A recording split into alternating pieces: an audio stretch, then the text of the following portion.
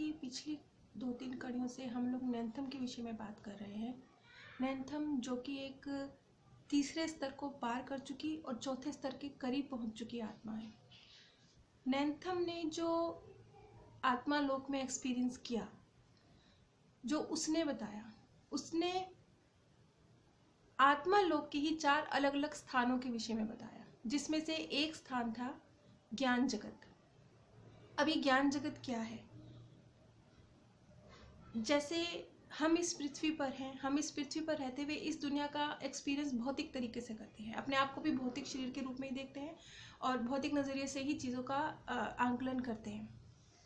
लेकिन ज्ञान जगत में हम भौतिक रूप से उसका एक्सपीरियंस करते हैं, उसको भौतिक दृष्टि से देखते हैं, उसको पृथ्वी जैसे जो प्लैनेट, जिस प्लैनेट से आत्मा गई है, अगर वो पृथ्वी प्लैनेट से गई है तो वो पृथ्वी की तरह ही ज्ञान जगत को देखती है, लेकिन उसका एक्सपीरियंस भौतिक रूप में नहीं करती, उसका एक्सपीरियंस आत्मिक रूप में करती है। अब कितनी खूबसूरत स्टेज होती होगी वो, जब आप एक्सपीरियंस तो एक खूबसूरत अपने प्लैनेट का कर रहे हैं, पृथ्वी प्लैनेट का कर रहे हैं, लेकिन आत्मिक रूप से कर रहे हैं। यही बात हमें बताई जाती है ना कि आत्मिक रूप से स्थित रहकर इस दुनिया का एक्सपीरियंस करो तो ये दुनिया बहुत खूबसूरत लगेगी। लेकिन ऐसा नहीं होता, हम लोग भौतिक शरीर में रहते हुए ही इस दुनिया को देखते हैं, लेकिन वहाँ ऐसा नहीं है। लेकिन एक चीज़ और है कि जो आत्माएं 5वें स्तर को पार कर जाती हैं, वो आत्माएं ज्ञान जगत तक पहुँचती हैं, और इस तरह की कोई भी आत्मा जो 5वें स्तर को पार कर जाती है, वो धरती के पुनर्जन्मों के चक्रों से ही बाहर निकल जाती है। अब जब हम ये कहते हैं कि धरती के पुनर्जन्म के चक्र से ही जो आत्मा बाहर निकल गई है वो ज्ञान जगत में जाती है, तो फिर ये जानकारी हमें कौन देगा?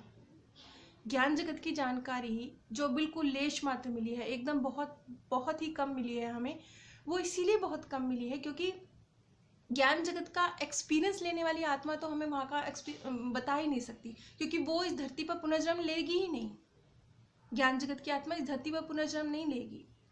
ज्ञान जगत में एक तरह से जैसे कि इस पृथ्वी पर हम लोग सीख रहे हैं, लेकिन एक तरह से वो हमारा प्रशिक्षण केंद्र है, उच्च स्तरीय आत्माओं का प्रशिक्षण केंद्र है, हमारे मार्गदर्शकों का प्रशिक्षण केंद्र है कि किस तरीके से तुमने पृथ्वी पे ही तुमने जीवन जिया है, अब तुम पृथ्वी का ही एक्सपीरियंस कर रहे हो, लेकिन एक टीचर की तरह कर रहे हो। इस तरह की वो जगह है।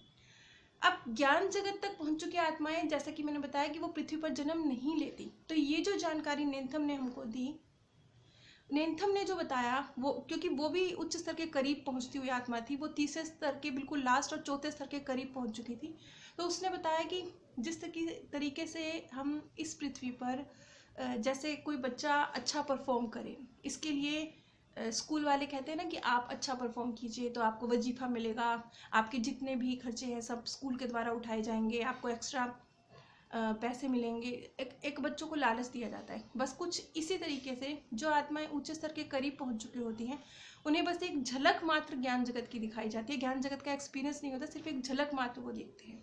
अब यहाँ पर वही झलक मात्र का ही वर्णन किया है नैनथम ने। तो नैनथम आगे कहता है कि मैं नहीं जानता ज्ञान जगत कैसा है, लेकिन ज्ञान जगत के में उसके केंद्र में समा जाने के लिए हर आत्मा बेकरार रहती है। अब ये जो लफ्ज़ है कि उसके केंद्र में समा जाने के लिए हर आत्मा बेकरार रहती है, इसका एग्जैक्ट मीनिंग नहीं समझ में आता, लेकिन मुझे यहाँ पे अनीता मुरजानी की एक लाइन याद आती है। उनको तो आत्मा लोक का एक्सपीरियंस हुआ भी नहीं था, उनका एक्सपीरियंस आत्मा लोक का नहीं है, लेकिन उन्होंने भी एक बात बोली कि जब वो मेडिटेशन करती हैं तो उन्होंने जो इस भौतिक ब्रह्मांड के केंद्र का एक्सपीरियंस किया है उसको महसूस करने की कोशिश करती हैं, क्योंकि वो बहुत सुखद और शांतिदायक है। जब इस भौतिक जगत के केंद्र का एक्सपीरियंस ऐसा है, तो ज्ञान जगत के केंद्र में समा जाने के लिए आत्माएं क्यों नहीं बेकरार होती होंगी, उसका एक्सपीरियंस कितना खूबसूरत होता होगा। इस चीज़ का अंदाज़ा, खैर हम अंदाज़ा भी नहीं लगा सकते, क्योंकि हम उतने उच्च स्तर की आत्माएं तो नहीं है जिस स्तर की आत्माएं वहाँ तक जाती हैं। यही दो कुछ एक बहुत छोटी छोटी जानकारी हमें नैनथम के ज़रिए उस ज्ञान जगत के बारे में मिली। इस ज्ञान जगत के बारे में नैनथम एक लाइन और कहते हैं। नैनथम कहते हैं कि वहाँ हमारी उम्मीदें और सपने सच में परिवर्तित होते हैं। अब आप खुद सोचिए कि जहाँ उम्मीदें और सपने सच में परिवर्तित होते होंगे, ऐसे स्थान पर सिर्फ सकारात्मक ऊर्जा वाली आत्माओं का ही प्रवेश हो सकता है। इस धरती पर तो हमारे उम्मीदें और हमारे सपने कभी ख़त्म ही नहीं होते सिलसिला दर सिलसिला। लेकिन वहाँ जहाँ उम्मीदें और सपने सच में परिवर्तित होंगे तो वहाँ सिर्फ सकारात्मक ऊर्जा का निर्माण कर सकने योग्य आत्माओं का ही प्रवेश होता होगा। ये बात तो बिल्कुल स्वाभाविक है। अब इसी तरीके से नेथम ने एक स्थान का और जिक्र किया, वो भी बहुत कम शब्दों में 3-4 लाइनों में उसने जिक्र किया। उसने कहा कि एक स्थान परिवर्तित समय का जगत। अब जैसा कि नाम से ही स्पष्ट हो रहा है, परिवर्तित समय का जगत, तो ये एक ऐसा जगत है जहाँ पर जैसे कि इस पृथ्वी पर कुछ घटनाएं घटती हैं तो हम कहते हैं कि अगर ये ऐसे ना होती, ये इस समय ना होती, ये काश ये ना होता, ये होता, हम ये फैसला ना लेते, हम ये फैसला लेते। हम किस तरीके से इन घटनाओं को देखते हैं और चाहते हैं कि इनमें परिवर्तित हो। इसी तरीके से परिवर्तित समय का जगत ये वो जगत है जहाँ पर हम उच्च स्तरीय आत्माएं जो होती हैं वो घटना चक्र के समय में परिवर्तन करके, कि यदि ये घटना इस समय ना घटित होकर इस समय घटित होती, इस तरह ना घटित होकर इस तरह घटित होती, तो उसका रिजल्ट क्या होता। ये भी एक तरह का प्रशिक्षण केंद्र ही है। दोनों ही स्तर एक तरह के प्रशिक्षण केंद्र ही हैं। ये आप समझ लीजिए कि बहुत उच्च स्तरीय मार्गदर्शक स्तर तक पहुंच चुकी आत्माओं के प्रशिक्षण केंद्र हैं। क्योंकि जो जैसे टीचर बनने के लिए भी एक टीचर ट्रेनिंग होती है, उसके बाद आपको जॉब मिलती है, बस कुछ ऐसा ही समझ लीजिए। क्योंकि अब ये जो इस जगत में जो प्रवेश आप पाती होंगी आत्माएं, उनके ऊपर बहुत रिस्पॉन्सिबिलिटी होती होगी कि वो आगे जो न्यूली आत्माएं हैं उनके लिए कार्य करें। तो फिर वो उससे पहले कि वो धरती पर आकर कार्य करें, एक प्रशिक्षण केंद्र में कुछ वक्त गुजारती हैं। इसे ही हम कह सकते हैं कि ये ज्ञान जगत और ये परिवर्तित समय का जगत कुछ इसी तरह के ये स्थान है। मैं आप सबसे एक छोटी सी रिक्वेस्ट करना चाहूँगी कि जैसा कि आप लोग जानते हैं कि इस चैनल की गति बहुत धीमी है। 43,000 सब्सक्राइबर तो हैं, लेकिन उन्होंने भी बस सब्सक्राइब करके छोड़ा हुआ है, वो इस चैनल को देखते नहीं हैं। चैनल देखने वाले मुश्किल से 1,500 या 2,000 सब्सक्राइबर ही हैं। तो इसकी गति को देखते हुए मैं आप लोगों से एक छोटी सी रिक्वेस्ट करना चाहूँगी कि आप लोग यदि नीचे जो डिस्क्रिप्शन बॉक्स में अमेज़न का लिंक प्रदान किया गया है उसके माध्यम से कुछ भी परचेज करते हैं तो बिना एक भी पैसा खर्चे, बिना आप लोग को कुछ भी एक्स्ट्रा पे नहीं करना पड़ेगा। आप वैसे भी उस वस्तु को जिस कीमत पर खरीदते हैं उसी कीमत पर आप उस वस्तु को खरीदेंगे। लेकिन यदि आप इस लिंक के माध्यम से, जो कि डिस्क्रिप्शन बॉक्स में अमेज़न का लिंक दिया गया है, उसके माध्यम से अगर आप परचेज़ करते हैं तो एक बहुत छोटा सा सहयोग इस चैनल को मिल जाएगा, जिससे इस चैनल को आगे बढ़ने में, ग्रो करने में आसानी होगी। इससे आप लोगों को भी कोई आर्थिक नुकसान नहीं होगा और इस चैनल को भी एक छोटी सी सपोर्ट हो जाएगी।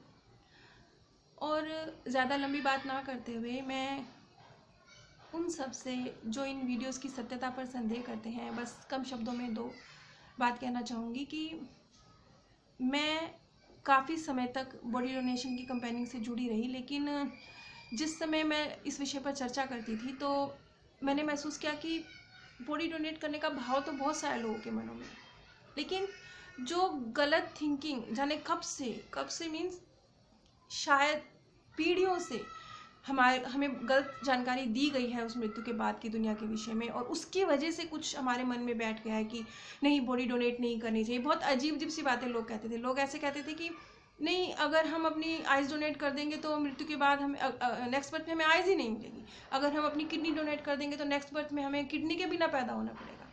कुछ इस तरह की विचार थे लोगों के इस सब्जेक्ट पर। तब मैंने महसूस किया कि हम लोग करना तो चाहते हैं, ऐसी बात नहीं है कि लोगों के मन में बहुत सकारात्मकता है, वो चाहते हैं कि कुछ पॉजिटिव करें, लेकिन वो जो गलत थिंकिंग है हमारी, जो पता नहीं कब से कुछ एक विशेष वर्ग है जिसने अपने फ़ायदे के लिए इस तरह की बातों को बढ़ावा दिया, तो वो हमें कुछ करने से रोकती है। इस चीज़ को ठीक करने के लिए, इस चीज़ के लिए मैं कुछ कर सकूं, इसके लिए मैंने इस चैनल की शुरुआत की थी। और इस चैनल पर जो पहली वीडियो थी वो आप देखेंगे वो बॉडी डोनेशन से रिलेटेड ही है, क्योंकि उस वक्त मुझे तो चैनल चलाऊंगी ऐसा कुछ मेरे मन में था ही नहीं। मेरे तो बस ये था कि कुछ मेरे थ्रू अगर कुछ लोगों की कुछ अंदर सकारात्मकता मैं भर सकूं, कुछ पॉजिटिविटी मेरी वजह से हो सके, बस इतनी सी नीयत थी। ये तो अपने आप ही फिर सरका है कछुए की रफ्तार से, लेकिन जैसे भी आगे बढ़ा। अपनी तरफ से हर संभव प्रयास करती हूँ कि जहाँ तक हो सके, जिस भी तरीके से सत्य का कुछ आधार हो, उस तरीके से जो सत्य घटनाएं हुई हैं, जो सत्य लोगों के एक्सपीरियंस हैं, जहाँ तक हो सके सत्य जानकारी को मैं आप लोगों तक पहुँचाने की कोशिश करूँ। हो सकता है कि मैं जिस तरह से कोशिश कर रही हूँ, मैं भी कुछ गलतियाँ कर सकती हूँ। हो सकता है कि मेरा जो बताने का तरीका है वो सही ना हो, या मैं किसी गलत व्यक्ति का अनुभव आप लोगों को शेयर कर रही हूँ, ये भी हो सकता है।